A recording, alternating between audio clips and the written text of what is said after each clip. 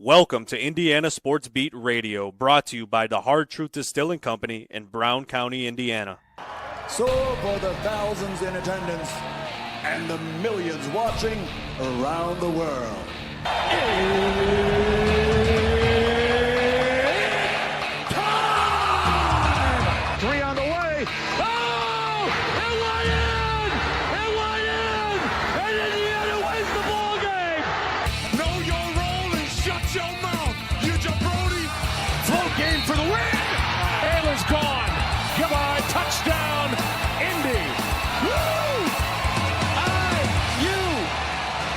America. They got a football team now. Pretty simple. I win. Google me.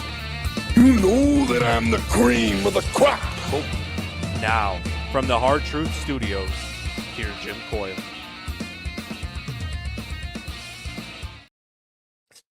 Hello, and welcome into Indiana Sports Beat Radio with Jim Coyle. I am the guest host this week. Finishing up this week, and Jim will be back next week after he's charged up these batteries again. Getting ready for a big stretch here the rest of the July right into August. But I appreciate you joining us here today, Friday. It's time for the weekend. Time to get things ready to enjoy a nice weekend here in the Hoosier State. And I think those that are in our YouTube page, make sure you subscribe and hit the notification bell for not only that page, but the Hoosier.com page, so that you're notified when something like this, a live show or a video drops, so that you get notified of all that. Want to thank all those listeners out there on our radio stations, 1380 The Fan up in Fort Wayne, my home station. Gearing up for high school football pretty soon as we get ready for that up here in Northeast Indiana. I'm part of the 1380 crew that will call Friday nights in and around the Summit City, or down in Evansville, the Ref 97.7. Thank you for being a part of all this. Listen to us today, and then up in the region, WJOB, Jed TV is all a part of this.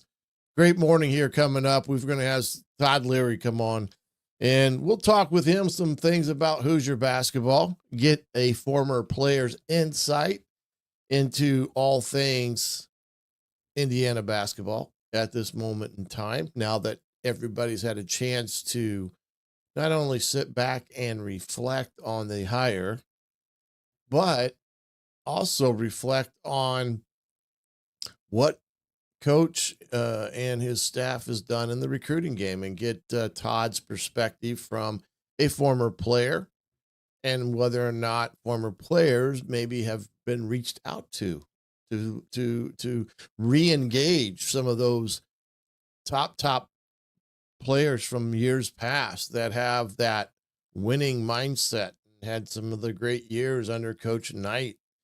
You know, those are all valuable things in a program like Indiana that you have at your fingertip. So we'll talk to Todd some about that.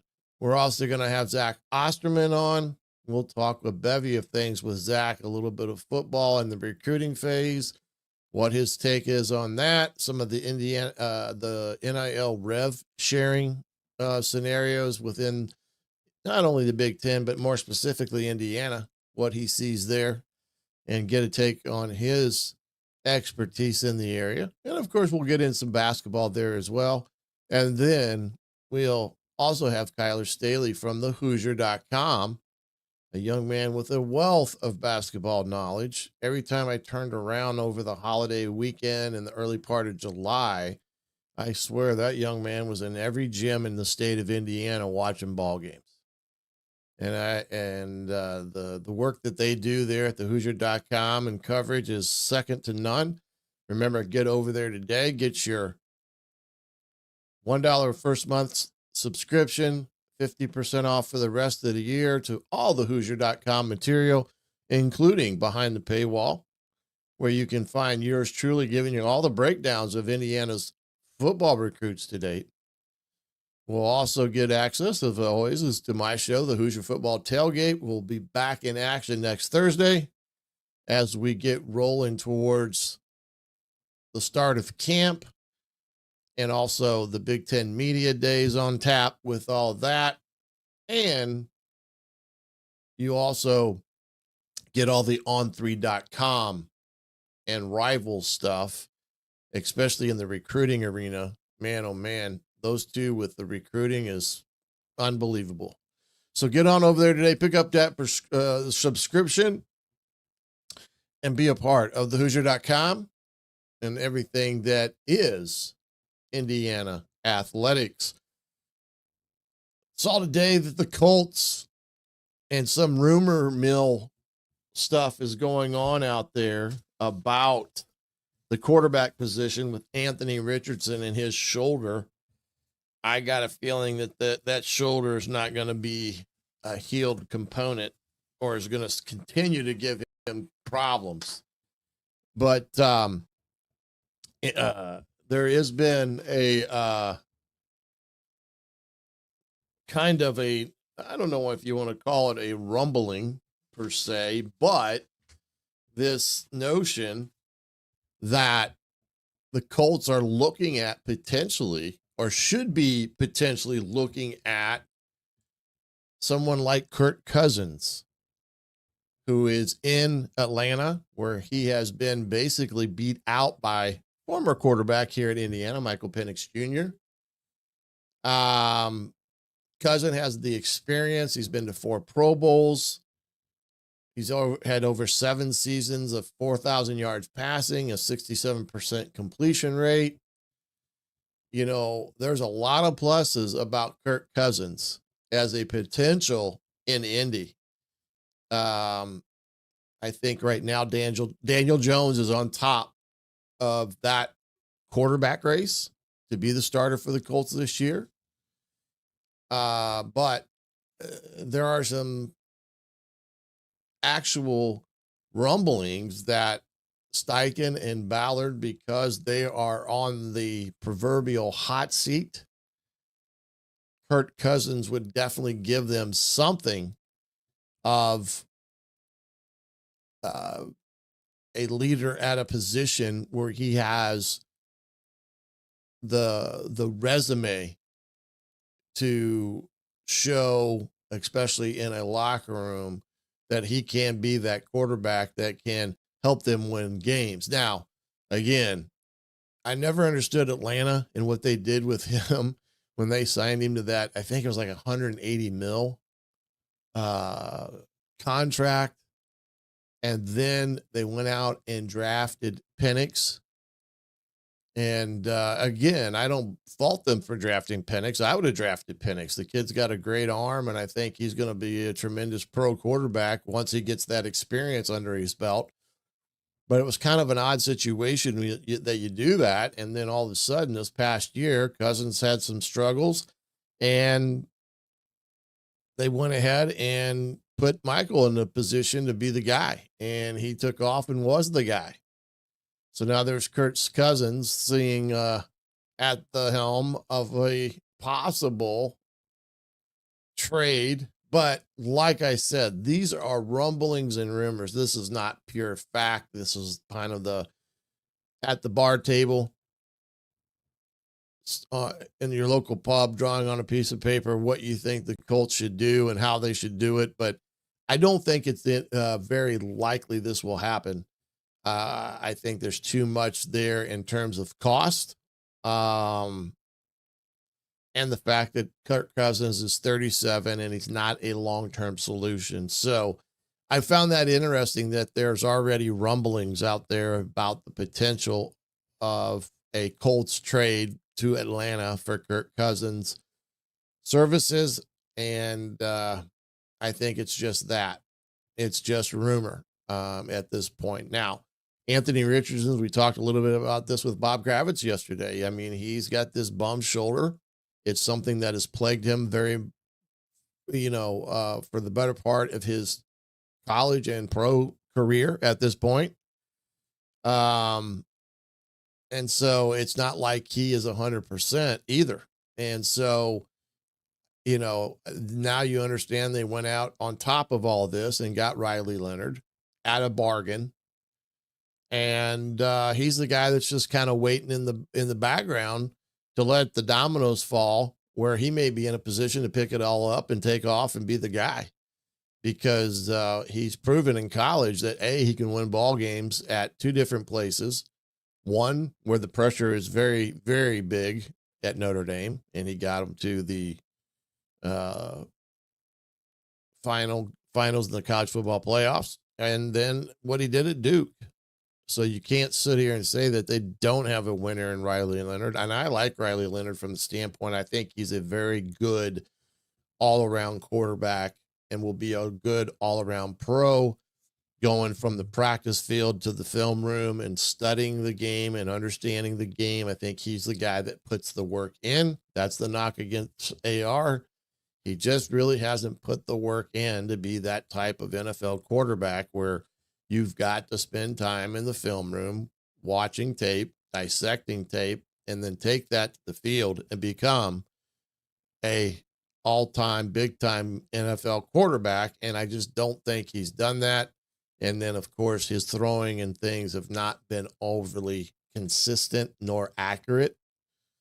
So I do think Daniel Jones is going to be given a chance to lead, and we'll see what all happens. But I thought that was an interesting subject material to bring up to the forefront in all this, and we'll see what all happens here in a few minutes with all that. And the last thing, I don't know if anyone has seen this, but there is already college football rev share red flags when it comes to athletic departments being able to put themselves in a position to not have deficits. Now, Indiana did a pretty good job of preparing for all this, and they've done a great job with some of the things they've done there at Indiana with the Hoosier Connect.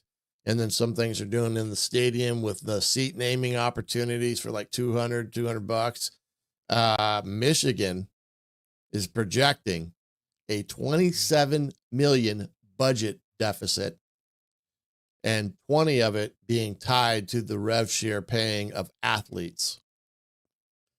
So now Michigan, I know that our hearts bleed for Michigan, right? Michigan is cutting roughly 10% of the athletic staff to trim $10 million in cost. There's a lot of people there making some really good money. If 10% of their staff is being deducted and it's netting them $10 million. And then when you look at it, they are slashing TV related spending and travel.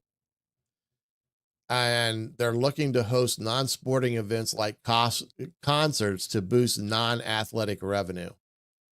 That to me is crazy that you would think Michigan, one of the big time schools, not only in the Big Ten in the country, is in a position where they are going to have a $27 million budget deficit. It doesn't seem like it's even possible. So I think, Urban Meyer had a good take on all this. He's predicting that this will force schools to turn to more private equity, increasing of student fees and outside revenue to stay viable. And I think in the long run, we're going to see, like they do in the soccer leagues or overseas and stuff, we're going to see advertising on the jerseys, pants, and such to earn revenue for the athletic department. Hey, we're going to take a quick break here. We're going to get Todd Leary on and talk to him a little bit about some Hoosier basketball. We'll do all that right after this, right here on Indiana Sports Beat Radio. Andy Moore Honda is Bloomington's #1 Honda dealer for a reason. Buy a new Honda and get a 3-month break from car payments. That's right, no payments for 90 days. That includes the all-new, all-electric Honda Prologue, and you get it for just 0.9% financing, or the 2024 Honda Ridgeline Black Edition or the Honda Accord LX, both for just 1.9% financing.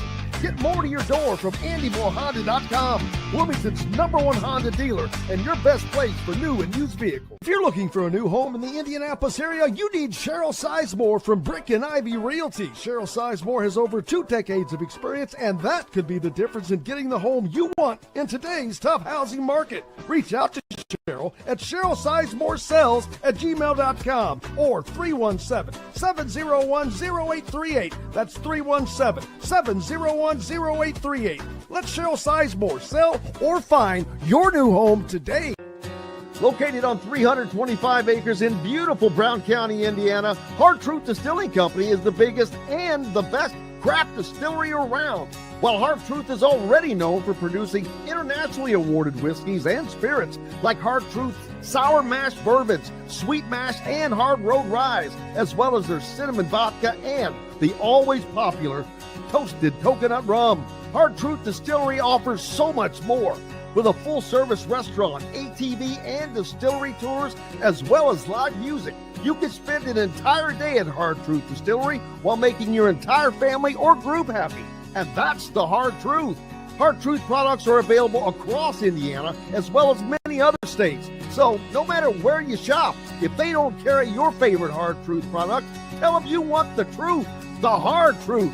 Hard Truth Distilling Company encourages you to enjoy all of their products responsibly and to never drink and drive. Welcome back to Indiana Sports Beat Radio. I'm the coach, Shannon Griffith, sitting in for Mr. Jim Coyle this week. And now joining us, Mr. Todd Leary. Todd, pleasure to meet you, even though it's kind of in this ironic phase of online handshakes and things like that. I see you're traveling down the road. Where are you headed? I am headed up to Indianapolis right now. All right. Well, be safe out there. And I know there may be some rain today, but hopefully we get through it all and it turns out to be a great day and also a great weekend. But we appreciate taking the time to join us here this morning, and wanted to take a look at, some of the things that are happening with Indiana basketball right now. I was saying this, my background is in coaching. I coached at Ball State for a number of years back in early 2000s and such under Bill Lynch, who was a coach here at Indiana at one point in time. And then, my son Isaac played at Indiana under Kevin Wilson as a wide receiver. Now, now that things have kind of settled and you as a former player under definitely one of the best coaches in college basketball, what has been your take now on this hire by Scott Dolson with Coach DeVries? And how do you see that fitting into the Indiana makeup? I mean, as a former player, how do you see this hire when you just look at it, not only from afar, but I'm sure you've had an opportunity to discuss this a multitude of times with other people? Yeah, I mean, I think my biggest takeaway from this hire is that Coach DeVries is a basketball guy. And I've kind of been saying that for a while, but I also probably need to clarify that a little bit, because I think Tom Crean was a basketball guy and I think Archie Miller was a basketball guy. Sure. I don't necessarily think Mike Woodson was a basketball guy. Now, he's been in basketball his whole life, yes, but he doesn't live and breathe on Indiana basketball, winning.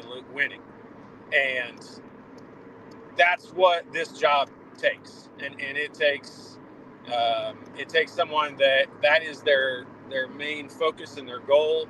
And I think that's what Coach DeVries brings. He's a basketball guy. He thinks basketball 24/7. He's constantly, always, if you've ever seen him out, he's always on the phone. He's always working. He's always doing stuff to bring in recruits and talk to players and things like that. So, I mean, that to me was the biggest takeaway. Now, what will they look like on the floor? All of us are just guessing at this point. You piece together what Coach DeVries' teams look like at Drake and in West Virginia last year, and you just kind of piece all that together and think that with the new roster what it's going to look like. But I doubt they even really know. Like, they have a better idea than us, but I doubt they even really know what it's going to look like until they're able to, go on that trip next month and get guys playing in some game situations. And then they'll start to develop, who can they rely on? Who do they go to when they need this and that? Having your fifth-year player son on the team that's, was all conference pretty much everywhere he's been, as long as he can stay healthy, what a major benefit that is for Coach DeVries. And so, he will not only, this year will be unique for him as well, in that it's his first year at a new place, and he's got a son that can kind of give him some inside scoop on what players are thinking. I know probably people mostly, as coaching, you probably understand this pretty well, but, players and coaching staffs are not always on the same page and not thinking down the same lines. And it really helps to be able to have somebody on both sides of that, where, Tucker DeVries can really, I think, give some insight into what would be the best way to handle things. Because you got a whole new locker room. You got, all new guys. They're not just new to Indiana. They're new to Coach DeVries and everybody. So, as a former player, I think I'm excited about the takeaway of having Coach DeVries as a basketball guy that's in there. He works hard. That was how Coach Signetti basically sold himself is, I'm going to work hard. And it's worked out pretty well for him. And I think we're getting kind of the same thing with Coach DeVries. Yeah, I happen to agree with that sentiment as well, that you got kind of the same backgrounds in the two gentlemen and what they bring to the table from a coaching standpoint, but also from a winning standpoint. They've been at places where winning may not be as easy as one thinks, and they've been able to turn things around and make programs successful. Now, has Coach had an opportunity to really reach back into the past with former players and stuff and really have some engaging conversations where, he may be talking about Indiana, getting a perspective from you or other players that played at Indiana, for that matter, just from a standpoint, you're coming to a state where it's basketball crazy and everybody that's attending a game is an expert in their own right. No doubt. Yeah, there's no doubt about that. And we're all that way. As former players, now that's just a description. Like, I'm just a fan, just like everyone else is. Sometimes I get a little bit more access and get a little bit more information. I used to know, it's an interesting time because it's not been this way under any of our, as former players, post basketball lives, in that we don't really know anyone there anymore. And, we've always known Tim Garl, or, we still know Dolson. Dolson was a manager. Yeah. Back when I was there. And so we still have, but he's even too high up the ladder for instance, he doesn't know a lot of the inside stuff. Heck, I know a lot of things before he does, just because he's dealing with all the other sports and everything going on. So, that aspect of it is a little bit unique in that, we don't really have anyone there that's a contact that we used to have. Coach DeVries had a FaceTime call with a bunch of former players, right away, early on. And I'm going to say this as point blank as I can be about it without trying to stir anything up. But I mean, all coaches say they want to have a relationship with past players and all that stuff or whatever. And in my past, I've never really seen anyone follow through on that. And I don't even really care if they do, other than I want them to put a good product out on the court and win. And, we'll all be proud of that from a little bit farther distance maybe than what we were before. But I would rather have that than, have them have us back all the time for different events and things like that, and us still not be a great team. So I'll take that trade-off anytime. And it may end up happening. Look, I just said it a minute ago, this is a unique situation. It's year one I know he was at year one last year at West Virginia, but I don't think many people are going to compare West Virginia basketball and Indiana basketball. So it's a different animal. and he shouldn't be too worried about what former players or anyone thinks right now. I hope he's not. I hope he's more, and I know he's more focused and worried about what they're doing and their workouts and their guys right now, and putting his process in place. And I, Coach Signetti, I'm sure embraces the former football players and all that, but I mean, he had a job to do, and I think he was laser focused on getting that job done. And you can worry about dealing with the former players and all that stuff when they're happy with a smile on their face because your team's winning. That's a lot easier to mend that situation than it is to try to win everybody back when your team is struggling. So I like that he's focused on that side of it. As a former player, I don't expect too much more information than what we already have and all those things. It's just we'll kind of learn just as everyone else does.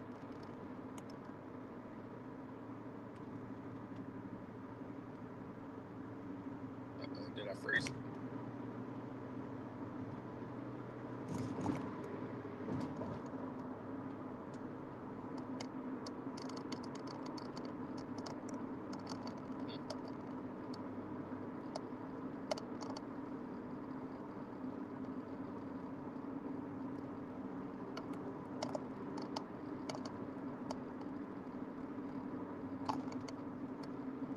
I lost you somehow.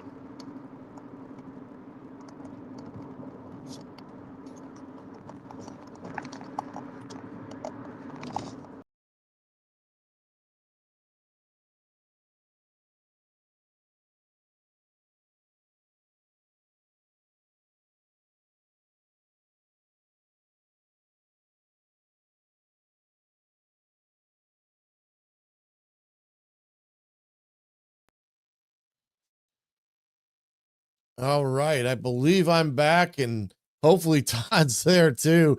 I tell you, this is going to be a crazy, crazy morning. I do not know what happened there, but everything just kind of went into slow motion, and then boom, it all went away. So I apologize for that. I don't know if that was my internet service being, like it has been a couple times already, or that was just something with the software that changed and kicked us both out. But anyway, let's carry on. That we're back and ready and everything from that standpoint. Indiana gets that 3-game tour, foreign tour, I guess you say, down in Puerto Rico coming up here in the month of August 5th through 12th to be exact. And this I guess you would say, as a basketball coach or player or anything else, this is an invaluable experience to take, not only from the travel aspect, that's one thing, but this is the first time people are going to be able to have eyes on the basketball team that's been assembled here, not the black and white on paper, the true talent that will be there. What are some of the things, expectations when you think about this team playing in this 3-game tour, Puerto Rican All-Stars and this pro team out of Serbia? What are you looking for from Indiana during this time in this 3-game set?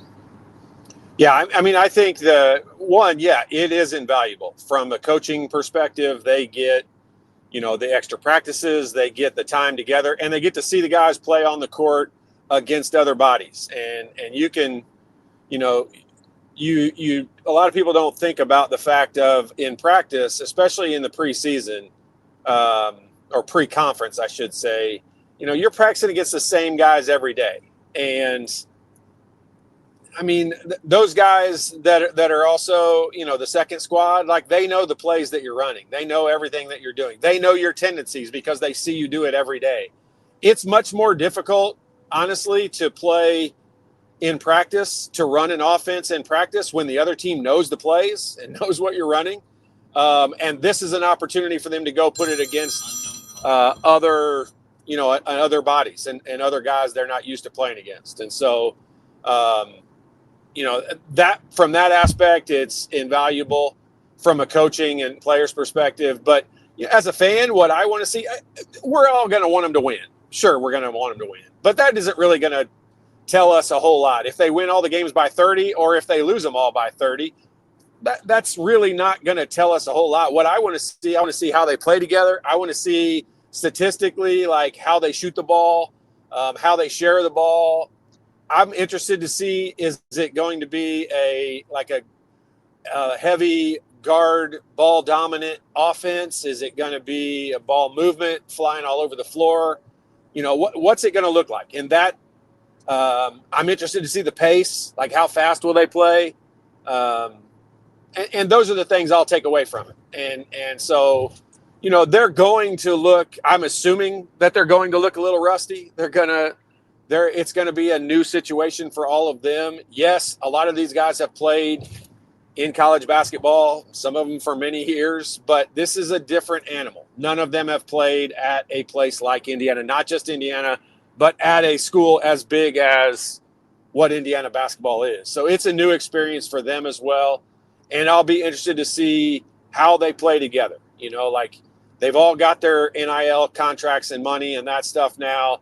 Now it's time to go earn that and show why they paid you the money. And the real interesting thing in an early, season or an off-season little 3-game schedule like this is you get to see how they're going to play as a team, who's selfish. Right. And selfish is not always a bad thing. Like I think that comes across as a negative connotation. In basketball, you've got to be a little bit selfish. All of the great players are all a little selfish, some of them more than others. But, that you just want to see who's the guy that's going to step up and what guys are going to do what, who's your defensive stoppers, who's your rebounders.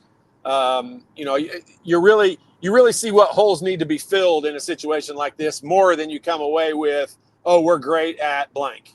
And so those are the holes that they'll work on, through the rest of August, September, October, until we get into that early November, because the schedule starts out hot right off the bat.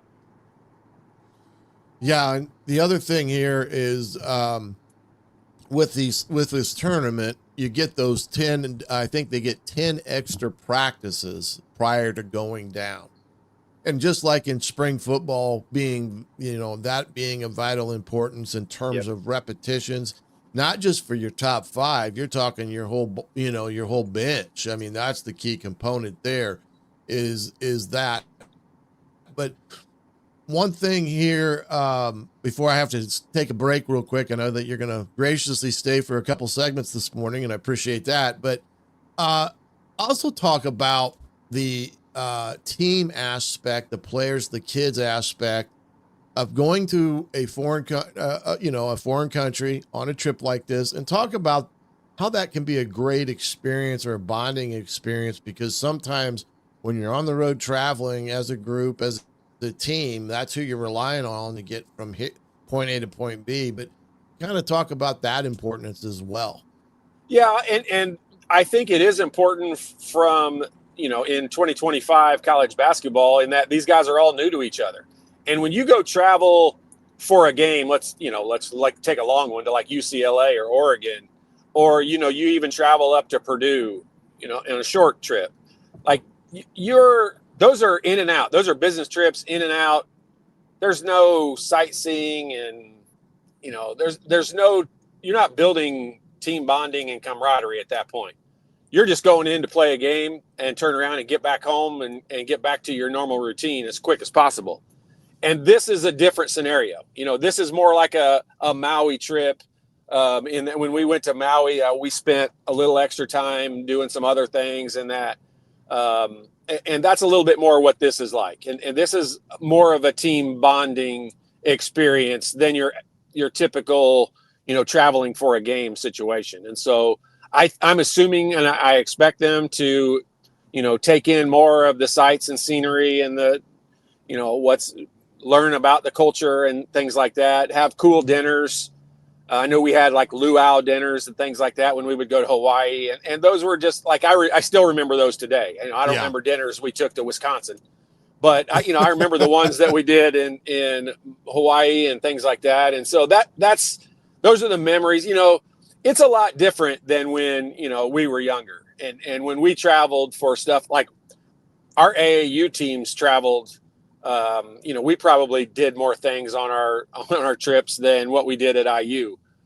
Because like I said, it becomes a business trip once the season is in place and you're traveling somewhere for a game. Like there's not sightseeing and like that's the way we were with Coach Knight. Like other schools were not always that way. I know some people had free time. People were like, "What's your curfew?" Like we didn't have a curfew. We weren't allowed to go anywhere. Like we truly were not allowed to leave the floor of our hotel, not even go to the lobby. So yeah, it's a different world. I know they're not that way. Every coach and every system's not that way. I get it, but that's the way that we were. And I expect these guys in this trip to use it. I think the coaching staff specifically will use this more of a bonding experience than your typical travel. Now they're there to learn stuff, and they're going to be there, when they're playing. I think it's going to be laser focused on trying to figure out what our holes are and what we've got to get better at, which is probably going to be a longer list than what we're really good at. But that's the benefit of this thing. I think a lot of programs would like to do these things, and then I think they got a little bit worn out in doing them over the years. But now with the new transfer portal deal and new teams basically all around the country, I think this will become more of a thing where teams want to do this again now because, like I said, you're learning, 10, 11, 12 new guys on a roster now. It's not just 2 or 3 new freshmen. It's almost new rosters all across the board. All right. Now we got you for the second segment. Is that correct? You got some Yes, more sir. time to be with. All right. Well, we're going to step aside, take a break here. We'll come back and talk some more IU basketball and this new ball club that Indiana is going to have down in Puerto Rico right after we get back with this here on the Indiana Sports Beat Radio. Know a team or group needing a fundraiser? Boost Fundraising raises more money faster and offers the most unique and user-friendly online fundraiser in the nation. Your team receives personalized fundraising pages for each team member. Free team-branded promo gifts shipped to each donor. Boost Fundraising does it all. Sports teams, marching bands, charity causes, and community groups. Go to boostfundraising.com and be sure to enter the promo code COYLE, that's COYLE, to receive a discounted fundraiser. Located on 325 acres in beautiful Brown County, Indiana, Hard Truth Distilling Company is the biggest and the best craft distillery around. While Hard Truth is already known for producing internationally awarded whiskeys and spirits like Hard Truth Sour Mash Bourbons, Sweet Mash, and Hard Road Ryes, as well as their cinnamon vodka and the always popular Toasted Coconut Rum. Hard Truth Distillery offers so much more. With a full-service restaurant, ATV, and distillery tours, as well as live music, you can spend an entire day at Hard Truth Distillery while making your entire family or group happy. And that's the Hard Truth. Hard Truth products are available across Indiana, as well as many other states. So no matter where you shop, if they don't carry your favorite Hard Truth product, tell them you want the truth, the Hard Truth. Hard Truth Distilling Company encourages you to enjoy all of their products responsibly and to never drink and drive. Welcome back to the Indiana Sports Beat Radio. I'm the coach, Shannon Griffith, alongside with former Indiana basketball player, Mr. Todd Leary, and we appreciate his time and taking time out to visit with us today. And we have been talking there a little bit about, the team environment, creating that atmosphere, the camaraderie, the things that are going to get you through a season in the Big Ten, because it's a very physical, draining, all the above. And at one point or in time, there's going to be more than just 5 guys that are going to be dependent on to step in and make things happen, especially in today's game. But from what you have seen, maybe from watching coaches, former players, teams at West Virginia and Drake, do you feel that offensively and defensively it is going to be, in some respects, what you ran at Indiana under Coach Knight in terms of, the motion offense and things like that, and then physical defense? Physical defense for sure. I think I think Coach DeVries' system will translate very well to the Big Ten from a defensive perspective. And when I emphasize that, I'm not saying that because I think the offense will struggle. I do think defense is the one thing that I would say is more similar across all the different leagues. Like you can change your defense a lot easier than you can change your offense. And right. A lot of times defense is effort, and a lot of it's positioning, and you can get away with, I always say this, and I'm not the first one to say it, I just always repeat it. Like, a good offensive play is going to beat a good defensive play most of the time. And all you can do on defense is try to make the shots as difficult as possible, hopefully without fouling and giving them easy opportunities at the free throw line. And I think that's the happy medium that you have to try to find in the Big Ten. Is it's so physical. How do you defend, a guy like Trey Kaufman-Renn without fouling him?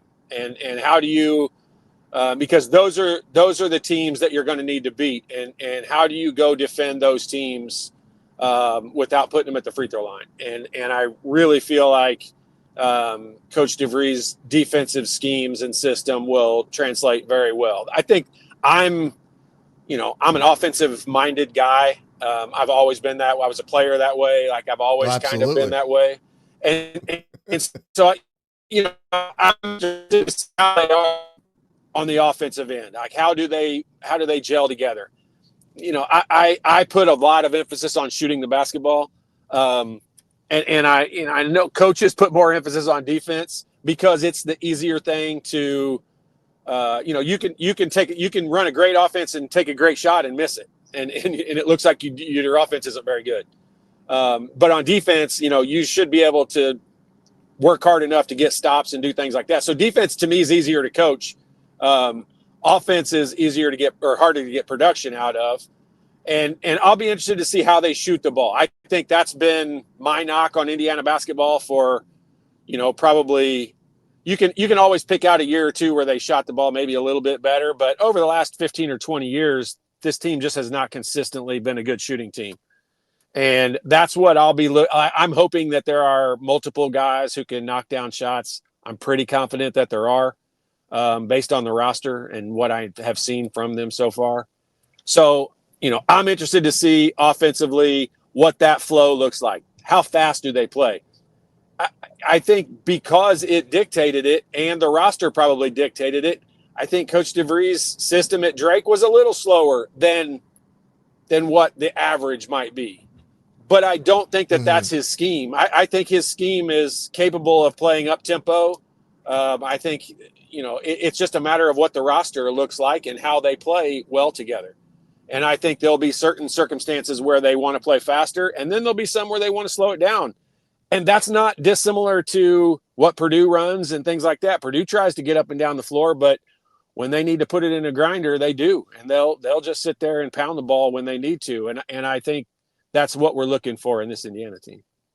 Yeah, and I think, and again, I know that's kind of a hard question in some respects to really get a true feel or answer for, but it would seem to me, I know that he seems to like, the ball movement and spacing to hopefully create the three shot. He likes to take the shots from outside the arc and stuff. And the other thing is the defensive side of things. I think when he was at Drake, I think they held a lot of the opponents they played to under 65 points a game. I mean, in today's age of college basketball, to hold teams to under 65, that's a pretty darn good defense. It is, but I'll tell you this, like I go, whenever I see those stats and I hear things like that, my first thought is, and again, I go back to, I'm an offensive-minded person. Your offense is running slow because you can't hold teams to under 65 points if they have blank number of possessions. Like they're just going to. I would rather win. Like I've always said this. There were some coaches I did not want to come to Indiana or didn't want Indiana to pursue because I felt like they wanted to win games 60-50. Like I think Kelvin Sampson is a guy the perfect basketball game for him is his team would win 60-50. And I, as a fan, I would rather watch my team win 90-75. I don't care about them holding somebody to under 65. I like flying up and down the court. I like watching the ball go in the hole. So my first thought when I hear about a team that's holding opponents to under 65 points is their offense is probably really slow, because you can't give a team that many offensive possessions and hold them to under 65. No, that's a very good point, and all that. And, I think what a good coach does, I don't care if it's football or basketball or, when you look at things that require offensive systems and defensive systems and things of that nature, is they mold their philosophical approach to the game around what the players are capable of. Yep. So you cannot force your philosophy offense and defensively on a team that may not have the athletic capabilities that you have to have. So to me, that's what I think you'll see from him, is that he's going to put things in motion with what they can do offensively and defensively based on the talent they have. Now, there's no question in today's age, you can go out and get that talent real quick with transfer portal and all. So it may not be a little bit easier making them live up to the expectation on that end. But I would say that's the one big thing with Coach Cignetti as well, is he does a good job of evaluating his talent pool and what he has there, both offensively and defensively, and they mold their philosophical approach on offense and defense to what they have and what those kids can do. So I don't think it will be any difference there with Coach DeVries either. The other thing is that, and I'm going to ask you this from, your perspective as well. Is there been a time where I feel like during this time period right now, with the hiring of Coach and then the hiring of Coach Cignetti, is probably some of the best excitement for Indiana football and basketball as there ever has been, not just in Bloomington or Indianapolis, but the entire state. There just seems like there's a boiling up of excitement and enthusiasm and things like that. Do you have that sense as well? Yeah, I do. Mainly because, when people will talk to you or stop you on the street and, just say things about Coach Knight or things like that, like the excitement level is there. And that is why I think it was imperative, whether you liked Mike Woodson or didn't like Mike Woodson or thought he did a good job or didn't think he did a good job, throw all that out the window. The excitement level wasn't there. And there were a lot of fans. I talked to a lot of fans that wanted this change a year ago. They wanted Mike Woodson gone a year ago, not necessarily because they thought he sucked, but because the excitement level just wasn't there. Going into last year's basketball season, we kind of knew what to look for, what to expect, what was probably going to happen. It just wasn't exciting. And to your point, right now, both programs are in a super exciting. The football program, coming off of the year they came off of, they have tons of national attention now. People are following Coach Cignetti and the IU football program much differently and closer than they did in the past. And so that's a fun, exciting thing to have. And, I always say this on the show, and some people rip me for it, but Indiana could win 10 consecutive national titles in football, and they're still going to be a basketball school at the end of the day. And I don't say that to be arrogant or a jerk about it. It's just like, that's what Indiana fans are. Like, people don't say, in 49 other states, it's just football. It is football. Anyone right now that would try to sell you something saying that the University of Texas is going to become a basketball school, or University of Alabama is going to become a basketball school, I think people would laugh you out of the gym. And that's, Indiana's a basketball school. Their basketball program is in an exciting state right now. they've got a guy. I go back every time and say the same thing I think about Coach DeVries, and that I'm excited because he's a hard worker. This is something that's kind of weird and interesting, but I live in Bloomington.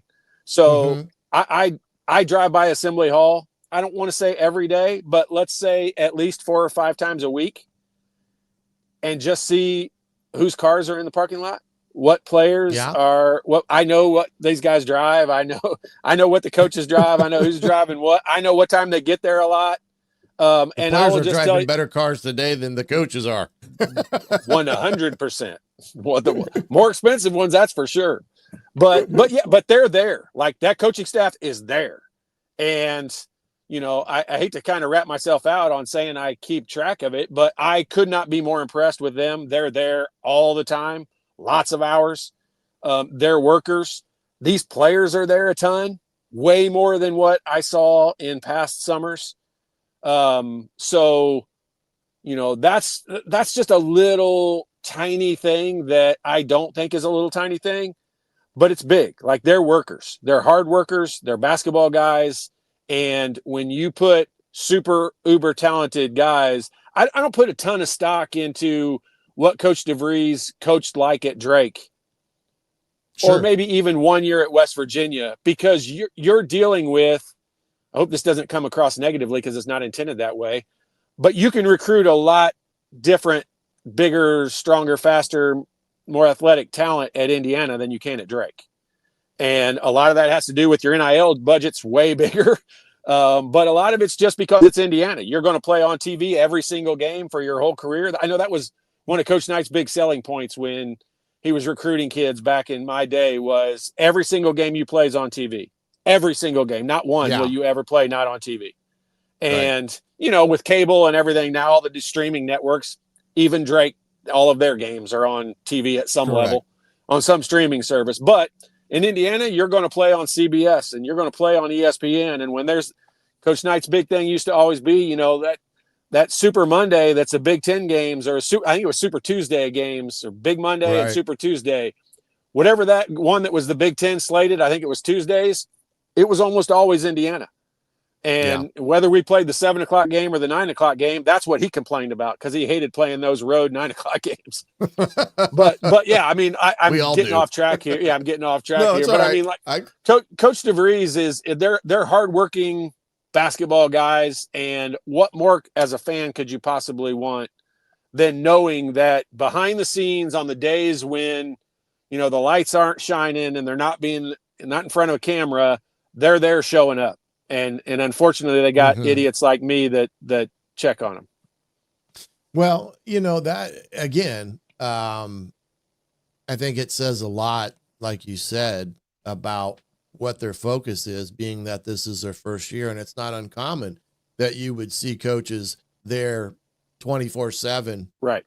Morning to, sunset, mostly because it's their first year. They're trying to get everything implemented. They're trying to get things coordinated with support staff and everything else that goes into that. And plus today with NIL and the transfer portal and everything like that, man, oh man, I don't even know if I could coach in today's game with all that, because it's changed so much in a rather short period of time that I don't know if I could handle it in that regard. I think I'd like it because you got money now and you can say, I want to get this kid or that kid, but, and you can do it legally. Right. Yeah. Which a lot of people a lot of schools been doing it for a long time. It's just now it's legal. So yeah, right. And it's not always the money aspect. It's not always the money aspect. It's about those eateries in and around town where you go eat for free here and there. So I'm not going to spill any beans here. But believe me, at Ball State, we used to love the day we would get a free meal, and now these guys today, they're free meals. They would laugh at a free meal, like they could care less about a free meal. Yeah, they want to sign the contract to represent them, name, image, and likeness, right? Right. Man, oh man, that'd have been a lot of fun back in the day. I bet you'd have loved that in terms of what you would have been able to do with it all. Well, that would have been. You think I rode Bailey's coattails the way it was, you'd have really seen me riding. I'd been driving that guy around town. Yeah, we would have made just to throw myself into this category. Just because I graduated with Pat Graham and Damon Bailey, I would have been the beneficiary of a lot of NIL money just because of being in the same age of those two guys. Because I don't, you can sit here and debate careers all you want, but the people who behind the scenes who truly know, like I can guaranteed for a fact tell you, if they had NIL back in my day, Damon Bailey would be the all-time leading money winner in NIL money of any player across the country in any sport, because no one was more popular than that dude. And it would have been crazy to see. Now, Coach Knight, I'm sure, would have somehow figured out a way to put a cap on everything, but the amount of money in today's world Damon Bailey could have made in NIL is astronomical. Yeah. Those laps would have turned into fines, hefty fines for anything that was out of sorts. One quick question here, get your thoughts on it, and then we'll let you go. Really appreciate you giving of your time here today, Todd. And I just saw this morning about John Rothstein, who's, a national analyst, but he's predicting Indiana to finish number 15 in the Big Ten. What's your thoughts on that? I thought that was a little bit low, but then again, what do I know? Well, I'll say this though: if you look at it black and white, you got a team that's not been uber successful over the last blank years. They don't have a great culture in place. They got a brand new coach. They got almost all new players, and they're playing in a tough league. Like I don't agree with it. I think it will be higher than that. But I also understand where people are coming from. I don't blame him for making that kind of argument. The fun part of that kind of conversation is you would love to get John Rothstein on here and break it down, have like a 2-hour long show and break it down and say, okay, explain to me the 14 teams in front, like why you think they are going to be better than Indiana. Because I think, probably 1 through 3 or 4 maybe is pretty easy to say that, Purdue's going to be up there because they got their whole roster back of a team that's already been uber successful the last couple of years. You're going to throw Tom Izzo up there because it's Tom Izzo. You probably throw in another team that I can't think of right now that's probably got somebody like I'm just not thinking of. But then, like, what are there? I'm going to be really stupid here. Is there 18 teams in the Big Ten? 20 teams? Yeah. What is it? Yeah. Yeah. So, I mean, I could pretty easily come up with 8 or 9 teams right off the bat that Indiana's going to be better than. So for him to come up with 15th seems a little almost like he's trying to stick it to him a little bit, like you're trying to prove a point. Maybe he's got something against him. I don't know. But keep this in mind. You got to read between the lines sometimes. There are certain national analysts, if you want to call them that if you get shunned by a university or you don't get the access you feel like you need, or your seat wasn't as good at the game as it should have been, you might not rank them as high. Yeah. And I'm not saying that's the case here. I'm not saying it's not the case here, but there's sometimes other factors involved in, heck, he just might not like Coach DeVries. They might have had a run in at some point in time. He may just be sticking it to him. But at the end of the day, he put 15th. He put Indiana 15th probably for a reason, because if he puts Indiana 7th or 5th, we probably don't talk about it near as much as if we say 15th. Yeah, well, you're right. 15th, we've said John Rothstein a whole bunch in the last week, sometimes with some adjectives next to it that he wouldn't appreciate. Well, again, I think everybody in some ways or another in the back of their mind is hoping that Coach can flip a Coach Signetti type of year where he really flips things on their head and gets this going. But as a player, you get hot and it's one of those things where things just start to go for you and shots fall and all that good stuff. Yep. So we'll have to wait and see. Todd, I appreciate your insights and expertise and wish you best of luck here over the weekend and throughout. I know that you've got your thing with myjumpshot.com. Again, a pretty good deal where you get the chance to get the best shooter around to give you some pointers on how to shoot the jumper. I may have to come out of retirement, but and you'll have to give me some pointers. Of course, I'm about 20 pounds heavier than I ever was. So we can work on that. All right, partner. Well, hey, thanks, you have a great day and a great weekend. We'll catch you next week. Thanks. Appreciate it. Todd Leary, former Indiana basketball player, giving his insights on the Indiana Hoosiers and their trip down to Puerto Rico. And then, of course, some insights on the coaching staff as well. We're going to step aside here, take a break. When we come back, we're hoping to have Zack Austerman join us here, but we'll have to wait and see right after this here on the Indiana Sports Beat Radio. The ISC Sports Network is your home for sports content across the Hoosier State. Find us live on TV and streaming or archived on our website and our app. The ISC is your one-stop shop for the content you want to see, including high school sports, college sports, and other great events throughout the year. Subscribe to our streaming service and get access to it all. ISC, local lives here. Know a team or group needing a fundraiser? Boost Fundraising raises more money faster and offers the most unique and user-friendly online fundraiser in the nation. Your team receives personalized fundraising pages for each team member. Free team-branded promo gifts shipped to each donor. Boost Fundraising does it all. Sports teams, marching bands, charity causes, and community groups. Go to boostfundraising.com and be sure to enter the promo code COYLE, that's COYLE, to receive a discounted fundraiser. If you're looking for a new home in the Indianapolis area, you need Cheryl Sizemore from Brick and Ivy Realty. Cheryl Sizemore has over 2 decades of experience, and that could be the difference in getting the home you want in today's tough housing market. Reach out to Cheryl at CherylSizemore@gmail.com or 317-701-0838. That's 317-701-0838. Let Cheryl Sizemore sell or find your new home today. When it comes to apparel and promotions, Freethink has you covered, literally, whether it's 24 or 200 shirts for sports leagues, businesses, or groups. Freethink Apparel and Promotions can also create your very own merchandising store. Freethink Apparel and Promotions did it for Indiana Sports Beat Radio, and they can do it for you. Whether it's screen printing, embroidery, digital printing, promotional products, vehicle wraps, or anything else under the promotional line. See what Freethink Apparel and Promotions can do for you at freethinkapparel.com. Welcome back to the Indiana Sports Beat Radio. I'm the coach, Shannon Griffith. Thank you for joining us here today.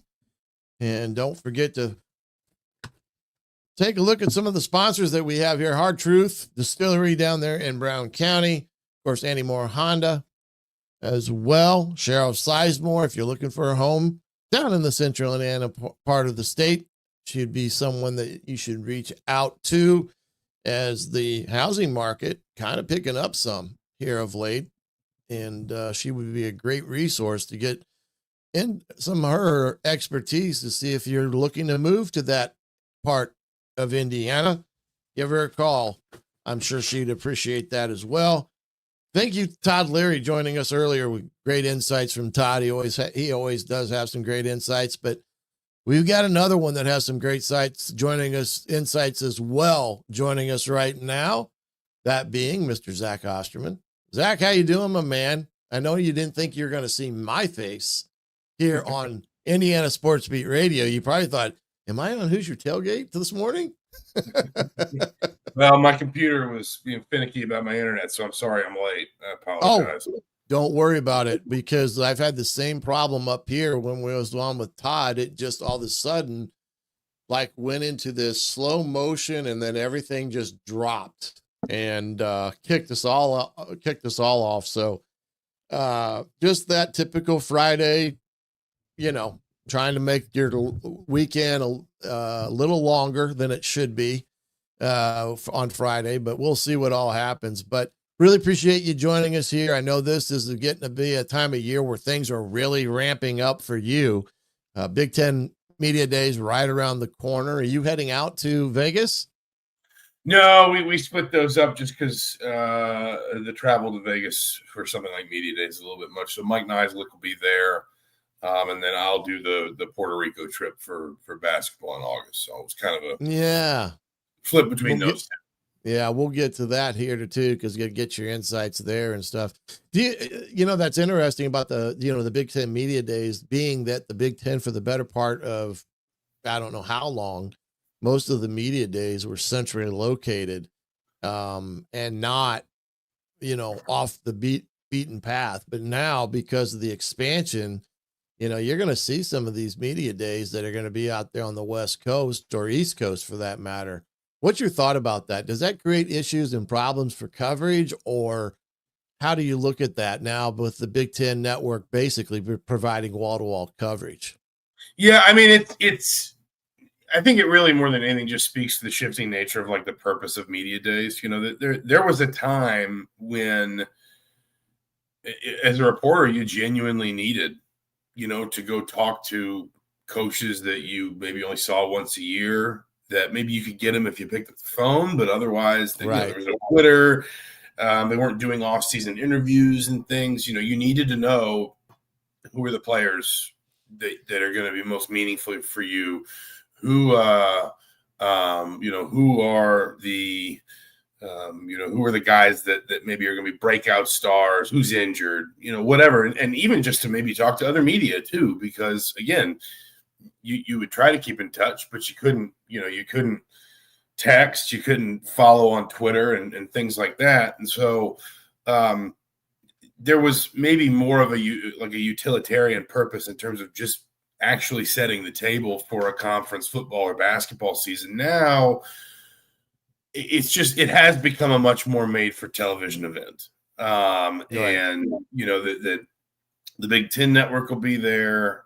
CBS Sports will likely have a setup, like a live stage somewhere there. Somebody else might. Football has always been different from basketball in the sense that it's always been a little bit of a kind of a scene setter for the coming year. It's sort of like the kickoff event for just the athletic year in general, whereas basketball is kind of just wedged into the calendar a little bit during football season. But as they move these things around, they used to always be in like a basement ballroom at a big hotel in Chicago. Now it has become much more about the television production and the television product. Right. So, when you move them, I think it's at Allegiant Stadium, if I'm not mistaken. It's obviously been on the field at Lucas Oil Stadium. So that's a different, that's a little bit more made for TV too, right? We're live on the field. It's just the shifting nature of that event. Yeah. Well, I wanted to get your quick take on all that. And because I know the importance for all that being having the access that you did, because sometimes you don't get that access when the season starts, that you get there at the Big Ten Media Day. So it can be a very important event from that standpoint. Wanted to jump back here before we get too far into this, but we're now in the rev sharing era. July 1st was that date. Now we've got the NIL. Of course, you've got to submit things now to the clearinghouse to have that validated. Deloitte's NIL Go, I believe, is the name of that and such. But now that we're with the sharing, and I know that you've done some articles on this and some and takes and everything, how do you see Indiana breaking this down with this 20.5 million aspect of things? I would talk this morning. Michigan is already in trouble. They're projecting a $27 million shortfall in their budget, with 20 million of it being because of the rev share. So that's kind of hard to believe of one of the top programs in the country and name and all that. But what is Indiana's steps involved in this, and what are they looking to do in that dividing up of the money percentage wise and things of that nature?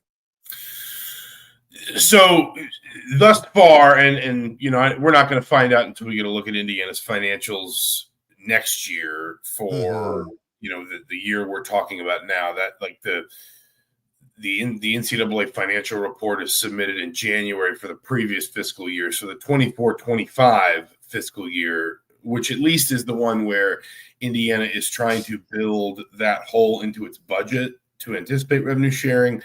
We'll get a look at that in the winter, and then it won't be until the following winter that we see the full sort of financial sheet of this was how Indiana handled it. This is how everyone handled it when they were paying players.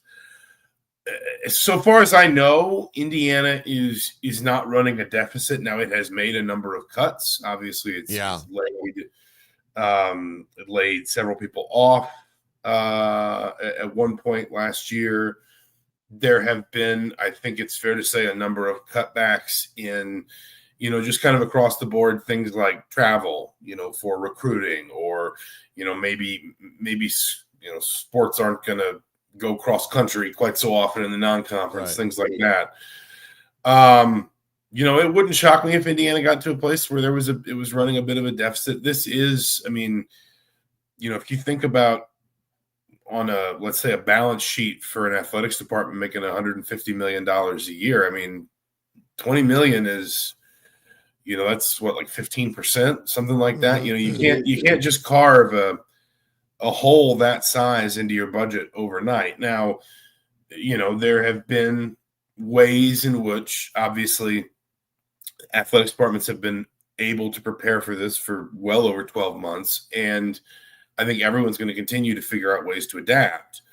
But there are also, I think a lot of schools are anticipating larger overall sort of economic impact in the form of things like added scholarships and, added opportunities for athletes, and basically that there's going to be even more spending over the top of the 20.5 as a result of just, the introduction of revenue sharing, not money that's specifically coming out of the rev share budget, but when a meteor like this lands, there are bound to be some aftershocks as well. Right. And the number's going up.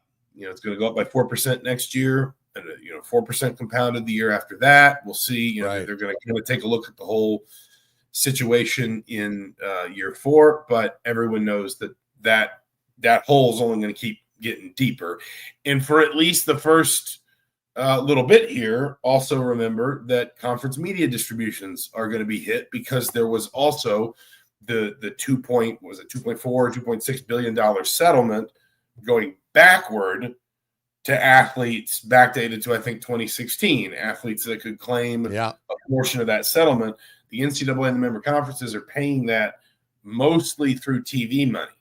So eventually the TV money will stabilize, especially for a conference like the Big Ten.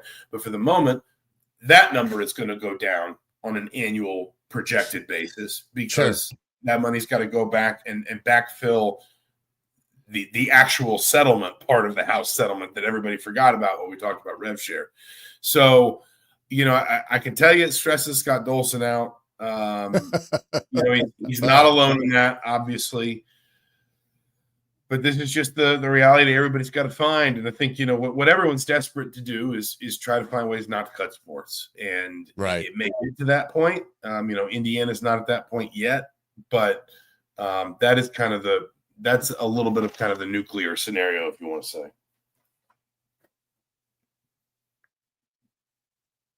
Yeah, I know that Indiana did cut about 10% of their administrative staff. They had 13 layoffs or retires in their athletic department, and they left 12 positions unfilled to help with the cuts that we have seen thus far. Now, I understand that the way the money's being put out through the rush year is it looks as if football is going to get anywhere from 70 to 75% of that cut.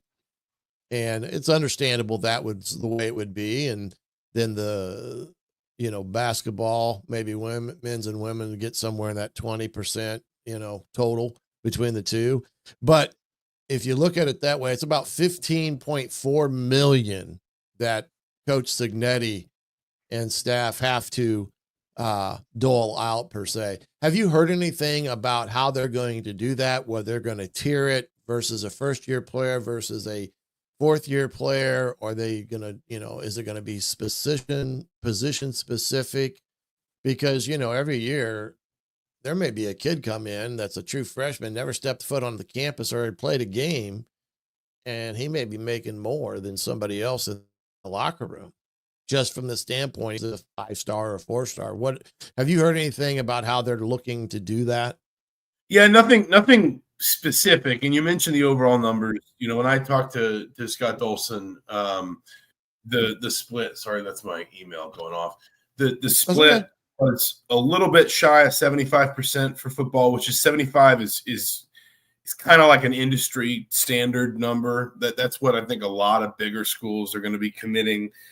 Close to 20% for men's basketball, which is probably on the high end for football schools. Obviously, everyone expects the Big East schools, some of them, to have pretty robust rev share budgets because they don't have to serve football. They obviously don't have the same income streams, revenue streams that a Big Ten school will or an SEC school will, but they don't have to feed the football beast. So your UConns, your Marquettes will probably go percentage-wise north of that. The next two sports after that will be women's basketball and volleyball, and then there's going to be kind of a, the term that Scott used was the rest sprinkled around the department, sprinkled around the other programs.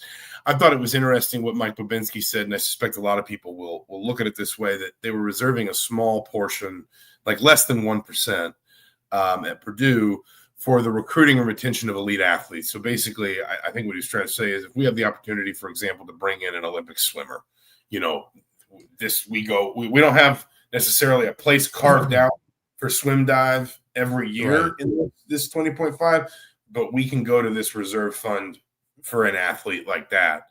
As far as how it's split up, and this is true not just of football, but in general, I think a lot of that is up to the coach, and a lot of that is going to be negotiated between the coach, the player, if the player has representation, which so many do now. Most likely do. Yeah. I would not be surprised if there's an extent to which you follow the NFL model, which is, your older and more established players are the ones that are getting the lion's share of your money, but there probably will be, as there would be with a first-round draft pick in the NFL, a small handful of first or second-year players that are really at a level that either because you needed to maybe put a little bit more up to get them when we're competing against somebody else, or just because you think they are at that level, you pay them a little bit more. And obviously the NIL can still come into it, and we'll see what happens at the clearinghouse. That's kind of a question unto itself, but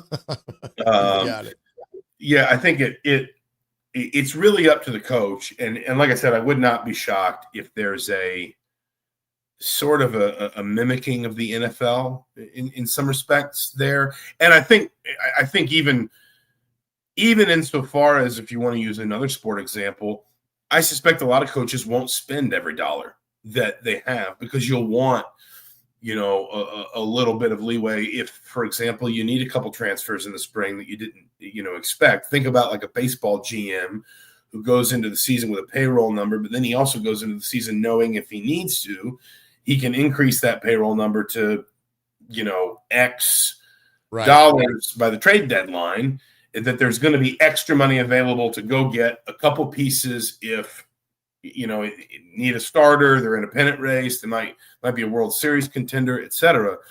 I think, maybe to use a more IU-specific example, Indiana didn't think it was going to need another slot receiver until Tyler Morris tore his ACL in the spring. So I think there's also kind of that idea of like, don't spend it all, because, at the end of every academic year, and that's when it rolls over, approaching the end of every academic year, you come out of spring, somebody might be available you didn't expect. You might have a need you didn't expect.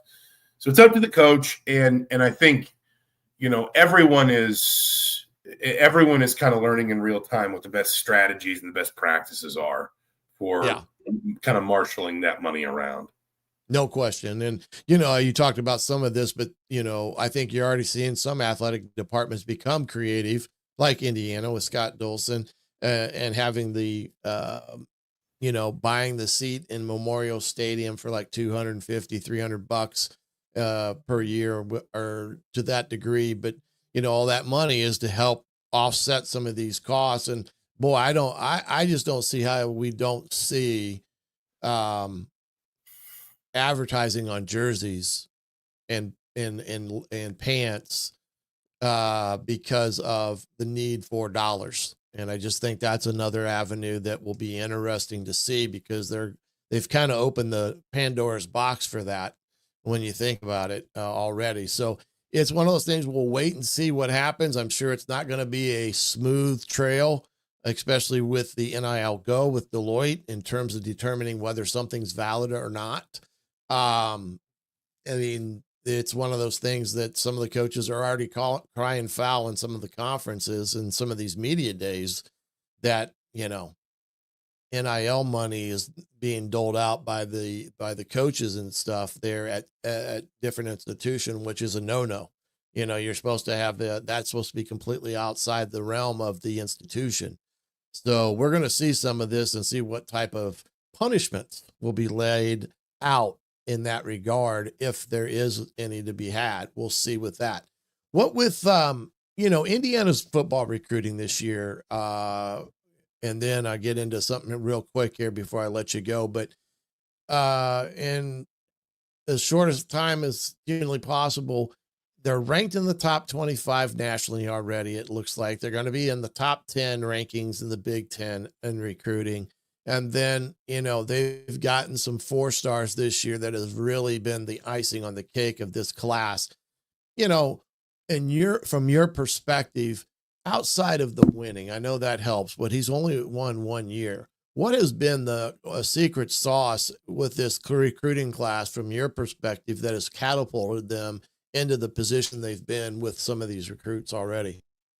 Yeah, I think, and I'm trying to pull up the commit list on On3, and the ad blocker is giving me trouble here. But I think as you'll know, obviously, with even more experience in this space than me, this stuff can kind of become a real momentum check that, guys see other really good players kind of jumping on, and they think, I want to be a part of that. I think this staff clearly has an ability to identify and secure, really high level talent, and like last year, and obviously it's the level you're talking about. But last year, when everyone was saying, well, is Curt Cignetti going to keep winning when he doesn't have these JMU guys? I said, well, I don't know, but it's worth pointing out he's the one that recruited and developed all these players. So his process clearly works, kind of no matter where he is. And I got the list up. Indiana's got 4-star players, according to On3. They're 9th in the Big Ten. They're 26th nationally, which are all really good numbers. I wouldn't be shocked if, when you look at the size of the class, I think they're at 22 now. I wouldn't be stunned if they're close to done at the high school level. Cignetti's always talked about like 20 to 25 high school, 12 to 15, maybe a few more transfer is kind of his ideal number. And I know he would at least like to get away from a world where Indiana's constantly having to reload, 30, 35 transfers every single year. But I think it's a combination of, you have a program that's got real momentum. I mean, I don't think we should underestimate that. I mean, they went to the playoff last year. Like that's not a small thing. And I'm not belittling, for example, a Pinstripe Bowl season or a Gator Bowl season. Those were really good years, really important years for Indiana. They are not the same thing as reaching the college football playoff. That is the pinnacle, really. And if you can tell kids there is a viable path to the playoff, to that stage, and that in the meantime, you're going to max out your rev share number, you're going to have, good NIL support, et cetera, so that the resources are going to be there, then kids are going to listen. And when you couple that to a staff that can point to some guys in the NFL, can point to some guys on All-American lists, that can point to a ton of winning and a ton of success, then you're going to get kids' attention, like you just are. And like I said, I think it also becomes something where you gain a little bit of momentum. And it's not quite this way in football the way it is in basketball, because it's not like a kid in Naperville, Illinois is going to know on a first-name basis a kid in Sarasota, Florida. Right. But there is still this ability for guys to organically build that momentum together. And you get 3 or 4 that have an impressive offer list. They're all state. They're, Under Armour All-American nominees, this and that, and they're all in, and they start kind of cheerleading for the whole group, suddenly it turns everybody's head. And so it's, listen, the other thing I would say about this is Indiana's recruiting well. It's not like we woke up one day and they had 5 of the top 15 players in the class committed. They are recruiting like a program that is putting more money, more emphasis, and frankly, more success into its football program should be recruiting at this level. And, these are the results. Yeah, and there's no question that the commitment from Scott Dolson and Pam Whitten, the president, has been a godsend when it comes to having success. And that's what they need to have with football, because you have to have the resources to go out and do the things you need to do to win. But that all happens by recruiting the right people and then coaching and having a staff that's a really good coaching staff. And I think you're correct.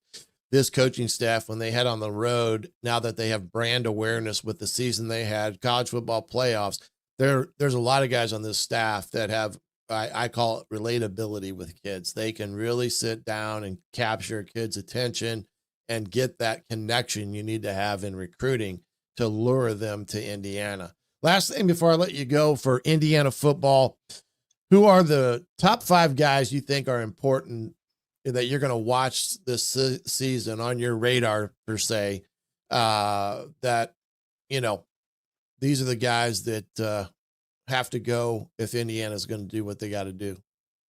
Yeah, I think 4 are pretty easy. Fernando Mendoza, D'Angelo Pons, Aiden Fisher, Mikael Kamara. I think both because of the nature of the positions they play, and also especially with the 3 guys that are holdovers from last year, how good we know they can be, where we know their level is. I think that, those are kind of obvious ones. If you pushed me for a 5th, it would be easy to say Carter Smith because Mendoza's a righty. So left tackle still is blind side. I think, if I'm looking for like a breakout player, Omar Cooper had a pretty good year last year.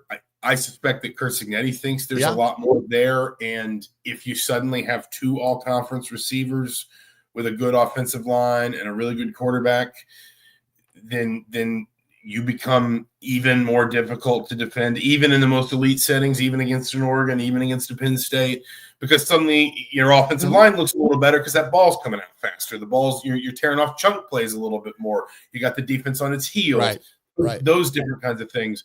So, if I'm looking for like kind of a breakout player, it's maybe somebody like Omar Cooper, or it's, one of the guys they brought in at tackle, or maybe even to some extent, is there another level for Amari Farrell, who was very, very good last season? And if there is, then he goes up to an All-American kind of level. And suddenly we're looking at a defense that's got 3-4, plus All-Americans in its ranks. Right. And, if you have that, that's obviously that's a recipe for a lot of winning. And so absolutely. Like I said, the first 4 for me are pretty easy. I think you can debate the 5th in a few different directions. But that's a good sign for Indiana, because that means that there's not a position where you got to figure some things out along the defensive line. You don't know exactly how Elijah Hardy is going to step into more snaps and so forth. But that means that there's not a position out there where you think, boy, this just is no good. Indiana's going to spend the whole season just trying to sort of, hide its secondary or its problems at linebacker or its offensive backfield. It means that there is intriguing opportunity at basically every position on the field. And I think that's, if you're an Indiana fan, you should be excited about that. Absolutely. And there's no question that this team does have that capability. Can they put it all together? Can they stay healthy? We're going to see that in a very short period of time as they come in here the end of July to get started. And August 30th will be here before you know it against Old Dominion, 2:30 in Memorial Stadium. Kickoff. Zach, appreciate you joining us, my man. Look forward to getting you back on the Hoosier Tailgate here shortly as we get ready for this 2025 season. Absolutely. Thanks for having me. Good to see you here. All righty. Zack Austerman from the Indianapolis Star. Hey, we're going to take a quick break, come back and talk to Kyler Stayley from the Hoosier.com and get some of his insights on the recruiting for this Indiana basketball team. All right here on the Indiana Sports Beat Radio with the coach, Shannon Griffith. We'll see you in 2 minutes. Andy Moore Honda is Bloomington's #1 Honda dealer for a reason. Buy a new Honda and get a 3-month break from car payments. That's right, no payments for 90 days. That includes the all-new, all-electric Honda Prologue, and you get it for just 0.9% financing. Or the 2024 Honda Ridgeline Black Edition or the Honda Accord LX, both for just 1.9% financing. Get more to your door from AndyMooreHonda.com, Bloomington's #1 Honda dealer and your best place for new and used vehicles. If you're looking for a new home in the Indianapolis area, you need Cheryl Sizemore from Brick and Ivy Realty. Cheryl Sizemore has over 2 decades of experience, and that could be the difference in getting the home you want in today's tough housing market. Reach out to Cheryl at CherylSizemore@gmail.com or 317-701-0838. That's 317-701-0838. Let Cheryl Sizemore sell or find your new home today. Located on 325 acres in beautiful Brown County, Indiana, Hard Truth Distilling Company is the biggest and the best craft distillery around. While Hard Truth is already known for producing internationally awarded whiskeys and spirits like Hard Truth Sour Mash Bourbons, Sweet Mash, and Hard Road Rye, as well as their cinnamon vodka and the always popular Toasted Coconut Rum. Hard Truth Distillery offers so much more. With a full-service restaurant, ATV, and distillery tours, as well as live music, you can spend an entire day at Hard Truth Distillery while making your entire family or group happy. And that's the Hard Truth. Hard Truth products are available across Indiana, as well as many other states. So no matter where you shop, if they don't carry your favorite Hard Truth product, tell them you want the truth, the Hard Truth. Hard Truth Distilling Company encourages you to enjoy all of their products responsibly and to never drink and drive. Welcome back to the Indiana Sports Beat Radio. I am the coach, Shannon Griffith, sitting in for Mr. Jim Coyle, who will be back on Monday, all charged up, ready to go.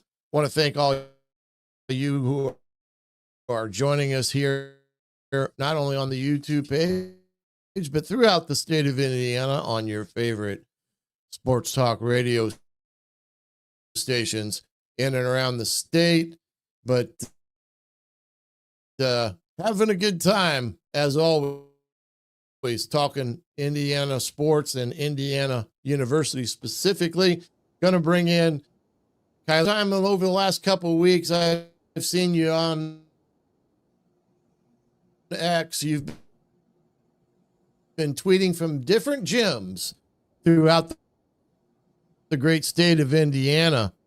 I would ask if that is now done, or are you still spots in Indiana that nobody ever, especially some of these beautiful gyms? Yeah, it's been a busy summer, I should say. June you get into can you hear me, Kyler? Basketball. Yeah. Can you hear me?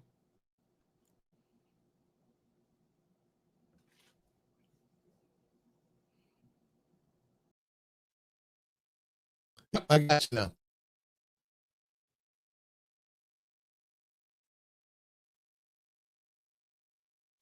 Looks like we lost him. That's not good. Oh, well, we'll see if we can get him back here and talk a little bit more about Indiana here, basketball here, and see if we're getting him back here on the stage. Hey, Coach. Me try to come back in, and it's been a whirlwind day with this.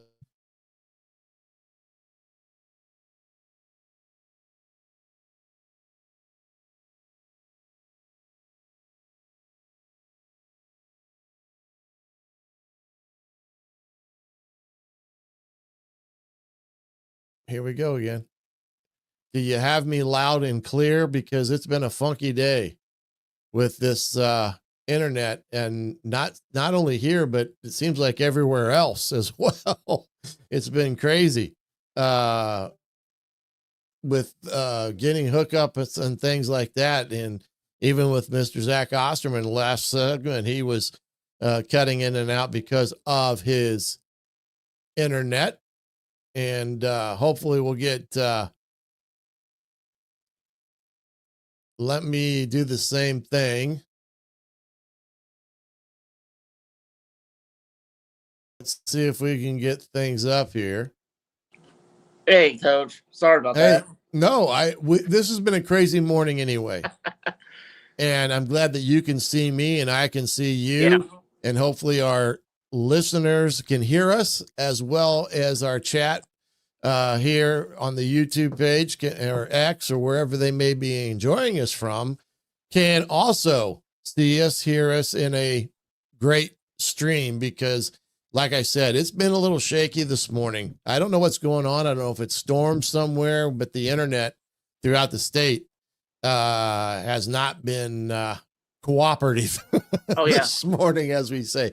We were talking before we got disrupted there by technology about your travels throughout the month of June, where you were at all different gyms throughout the state of Indiana, watching some of these recruits that we're going to talk about here in a second.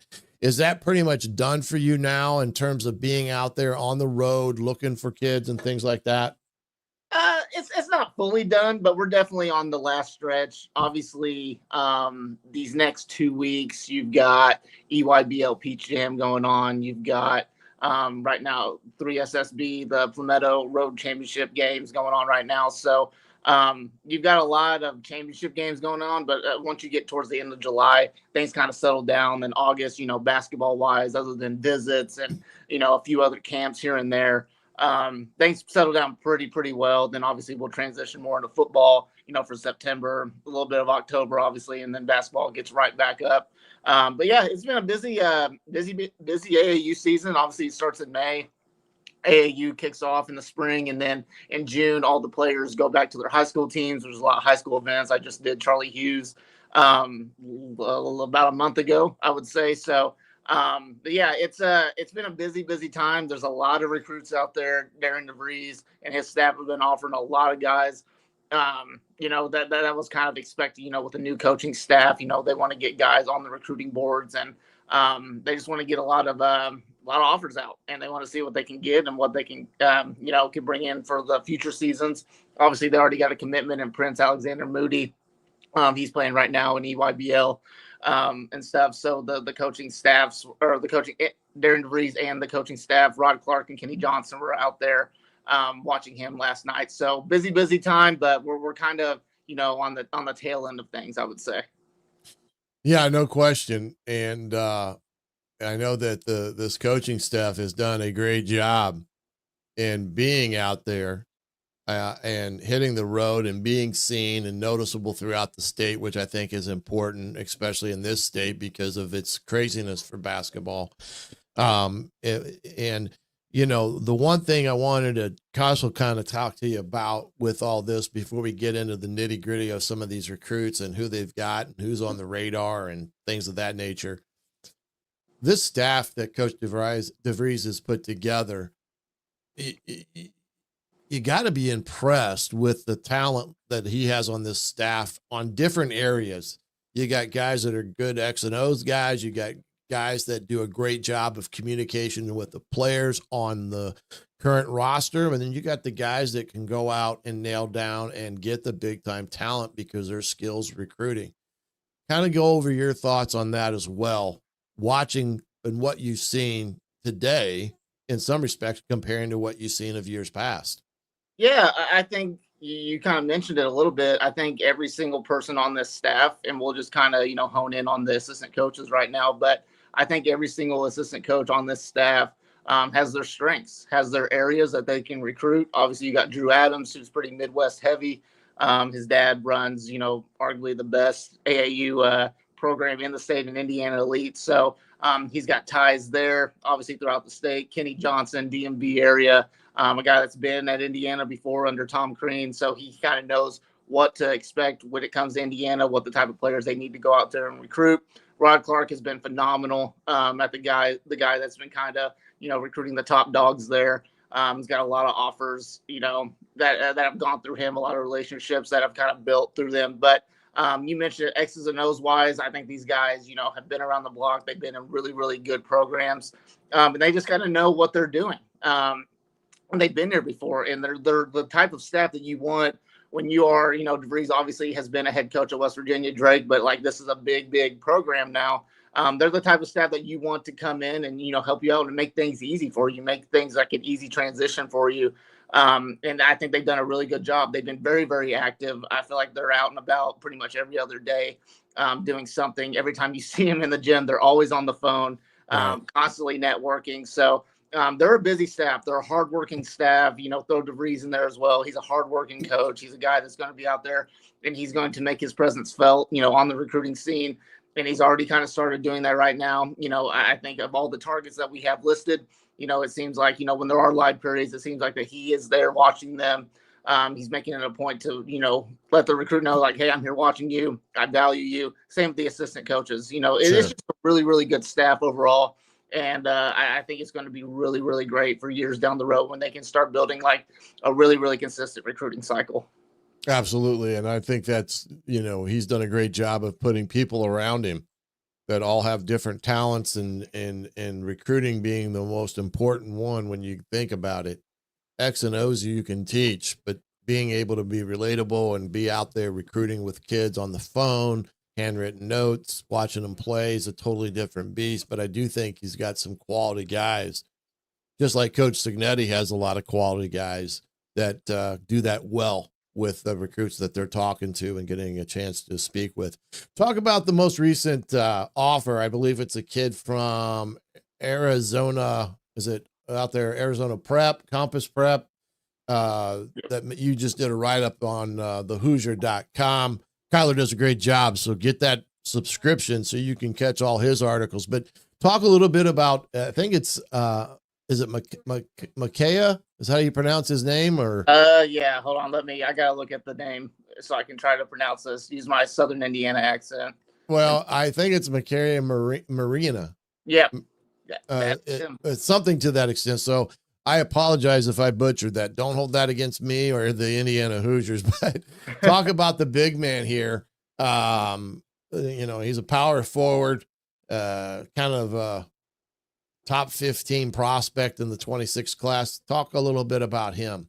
Yeah, he's one of the top, rankings wise, players that Indiana's recruiting right now in the 2026 class. Excellent frame, great length, kind of a guy that can do a little bit of everything on the floor. Really, really good athlete. He's got some explosive ability with him as well. He's just a guy that I think when you look at what DeVries has done, you look back at the transfer portal, that the guys that he brought in this year, positional versatility, I think is a big thing with Derek DeVries. And, Makaya, or whatever, however you pronounce his name, he's the type of guy that makes sense that DeVries is recruiting, a guy that you can place in multiple different spots, a guy that you can just kind of produce in multiple different areas of the floor and be a good defender as well. Interesting note, he's actually announcing his top 7 schools today. Indiana he's not really a new name, but he's a guy that Indiana just officially offered earlier this week. So it'll be interesting to see if Indiana does make the top 7 schools with him. I'm not entirely sure what time he announces his top 7 schools, but it's the latest guy, I think, that Indiana is extending an offer to. But, with 3 SSB going on and Peach Jam going on, I think there's going to be a lot more offers extended within these next 2 weeks from the Indiana staff. Well, another one that they offered is the 2027 class is the 4-star guard, LJ Smith.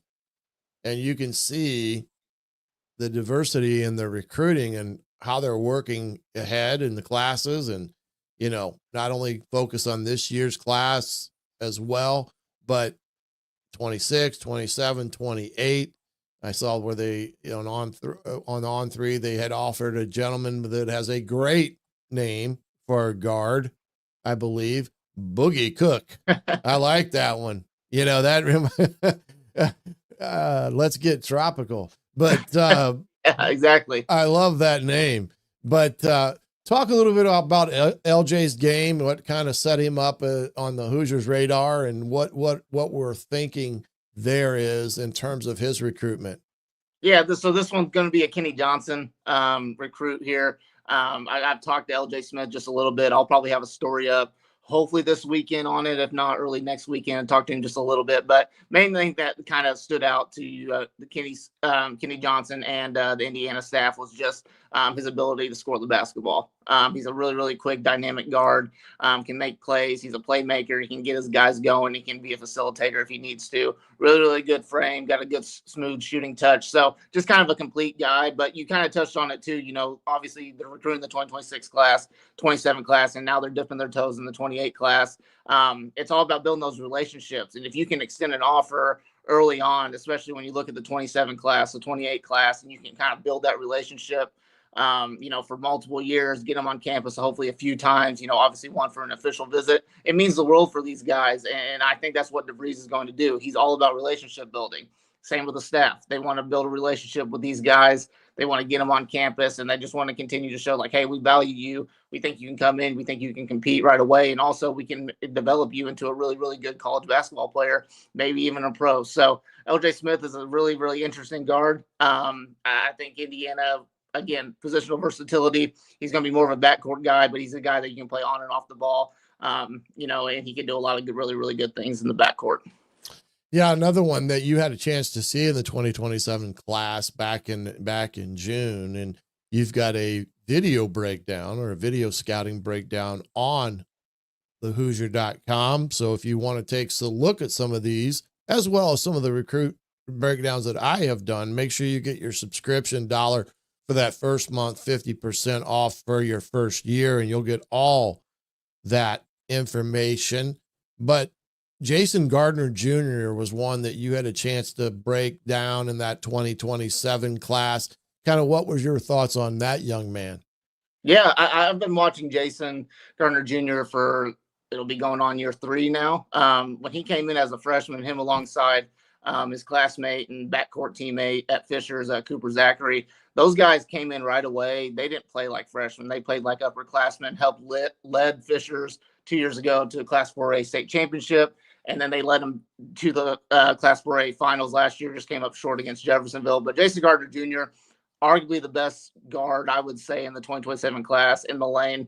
He's just relentless. And his speed on the ball, the way that he can make plays in the lane, attack the basket, it's just really, really impressive to watch. Now, his three-point shooting, his outside shooting is a little bit suspect right now, but I think he's aware of that. I've talked to him a few times and stuff. Obviously, all the coaches, the Division I coaches, want to see him be able to stretch the floor out just a little bit, have a more consistent outside jumper. But as far as just making plays in the lane and being an impact defender, I mean, he's one of the best. Now, obviously, his recruitment is going to be a little bit interesting because his dad's an assistant coach over at Arizona. But it's going to be interesting to see if he follows his dad, wherever his dad may be in the next couple of years, or if he wants to kind of stay home, around Indiana or go elsewhere and just kind of make a name for himself somewhere else. But just an elite playmaker. He's going to be really, really good this upcoming year. He's only a junior, and it's crazy how much better he's going to get. Him alongside Cooper Zachary, probably the best backcourt in the entire state at the high school level. So really, really good player. He's super fun to watch, and I'm just really, really curious to see what his recruitment ends up becoming.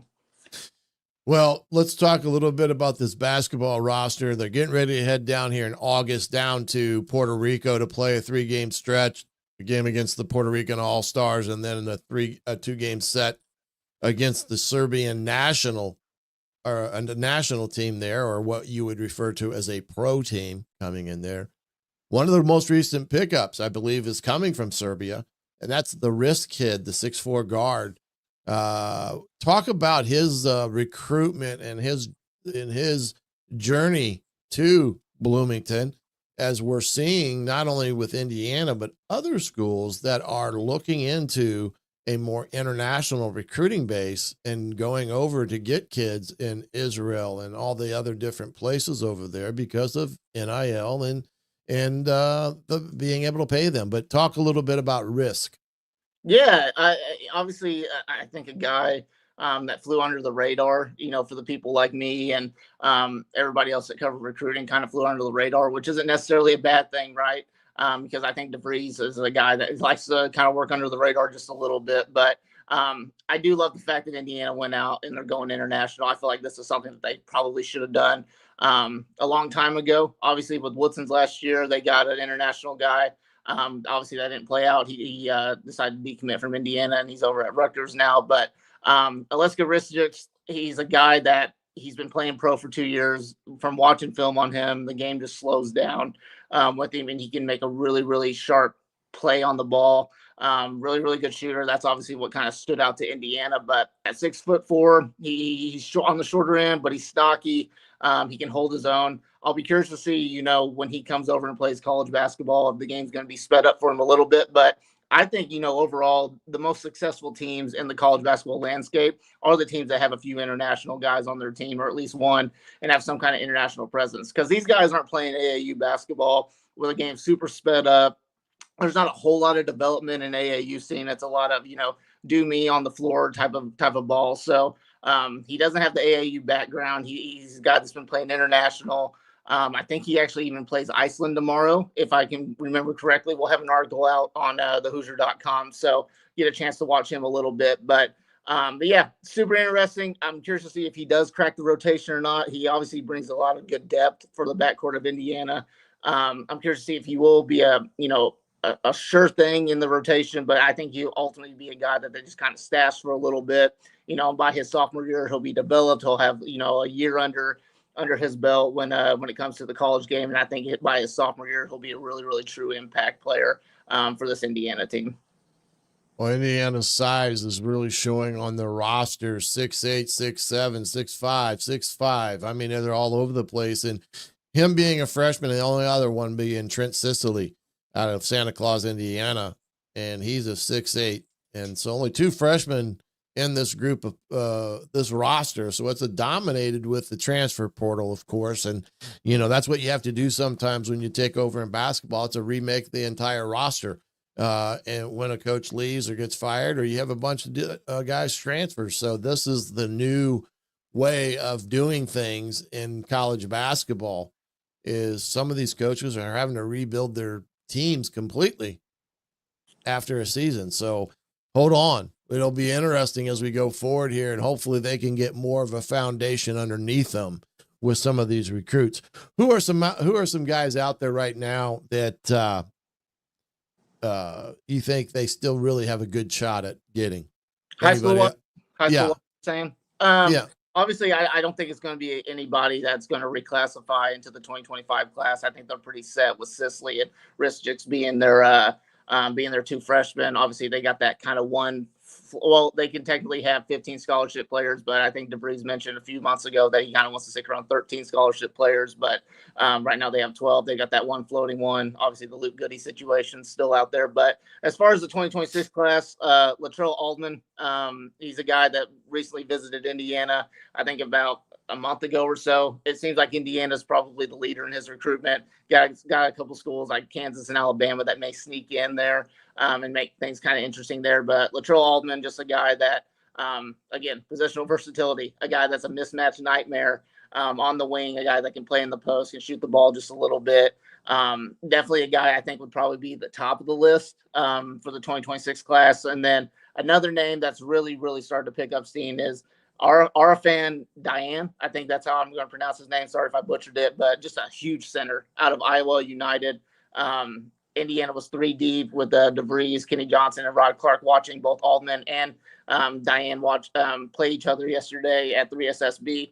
This is a physical force. He reminds me a lot of Umar Ballo, a pretty true big. Not going to stretch the floor out or anything, but I mean, his size at like 7'1", he's just dominant in the post, and he's a good passing big as well. So that's definitely a name to keep an eye on. Tate Kinney from Wildcat Select. Got a visit set up for late August, I believe. So that's definitely a name to watch out for. And then Darren Rippey, who we just confirmed with on the Hoosier.com, he does have a visit set for Indiana in October, I believe. So, and I think it's the weekend of homecoming weekend. So it'll be a pretty big weekend. 4-star guard.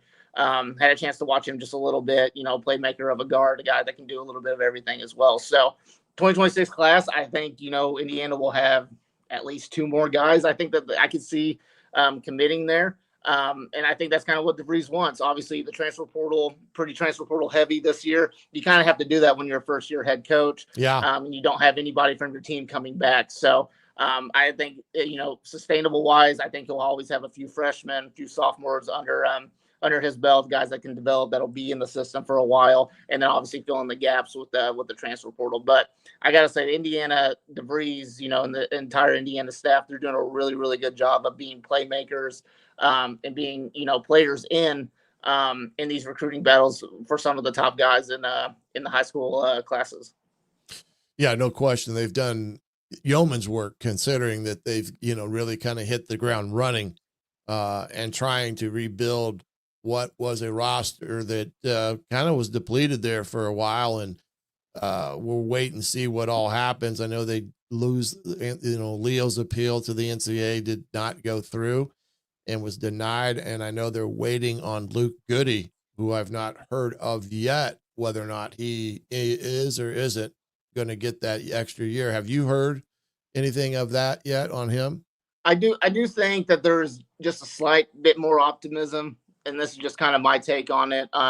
Nigel Pack, who had a pretty similar case to Luke Goody, just recently got cleared by the NCAA to have another waiver an extra year. So I don't know much more beyond that. I do think it's kind of ridiculous how late it's or how long it's taken the NCAA to kind of make up their mind with a few of these guys.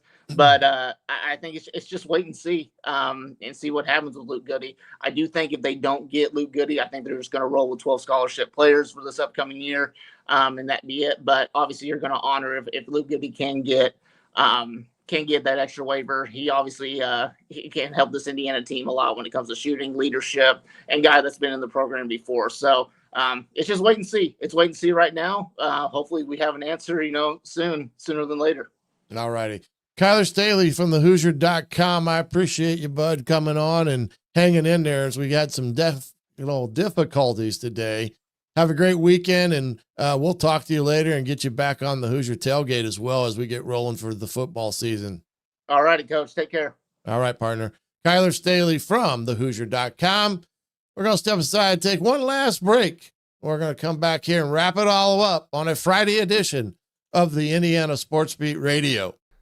Hello, everyone. Jim Coyle with Indiana Sports Beat Radio. Thank you, as always, for listening to our content. But for more in-depth coverage on the Indiana Hoosiers football, basketball, and recruiting news, go to thehoosier.com on 3. Now with On 3 and great national writers like Eric Osterman, Andy Staples, and Steve Wiltfong for football, Pete Nakos, J.B. Shaw, and Joe Tipton's constantly breaking stories on the basketball side. And the local coverage from Alec Lasley, Kyler Stayley, and Zach Browning.